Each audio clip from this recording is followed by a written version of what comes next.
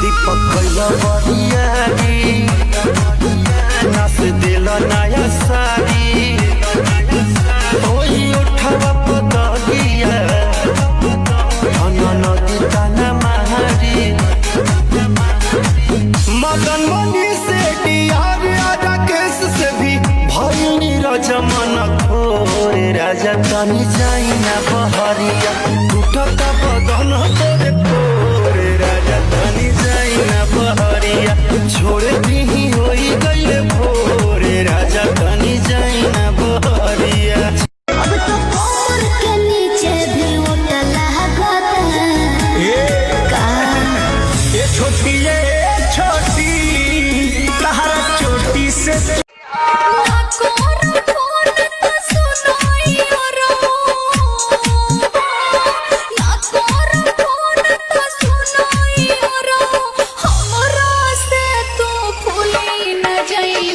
जतारू ससुरा भूली न जइहा पियावा के बाजी में झूली न जइहा लाजो न लागे तो है पूछे में आई सोन बात हो कैसे बनम के कोरा सुतैलू के वाड़ी में गिली लगैलू भतार संग काका कैलू लाज अपना में हरिया के बुझेला नगर हम के बुझाला बकलोले बड़ा मरद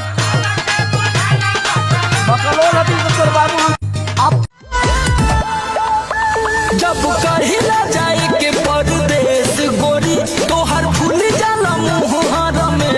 गोरी लगलू जब कहिला जाए के परदेश गोरी तोहर फूल जाला मुहर में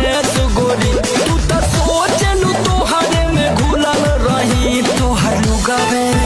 तका लुगावे धके झूलल रही तोहर लुगावे धके झूलल रही हम लुगावे धके झूलल रही जन्म जन्म का नाता है। हाँ मुझे भी एक बात लगता है बताओ क्या बाप सोचत होई है बेटा पढ़ने जाता है अरे हो बाकी तोरा जैसा लफुआ तो छोरी पटाने आता है प्यार करने लगी हूँ आजकल तेरे ही नाम से सवरने लगी हूँ जनतानी हम ते दिलवा तोड़ देबे जनतानी हम ते दिलवा तोड़ देबे ऐसे क्यों बोल रहे हो तो कुछ दिन बाबू सोना कहबे फिर देवदास बना के छोड़ देबे जाने काहे नहीं फोन तोहर घरता हो धरैला पटुई टुई करता बोला कैसे कहीं हो का बोला कैसे कहीं हमके दुख भरपूर देले बा तार सिम लोढ़ा से थूर देले बा।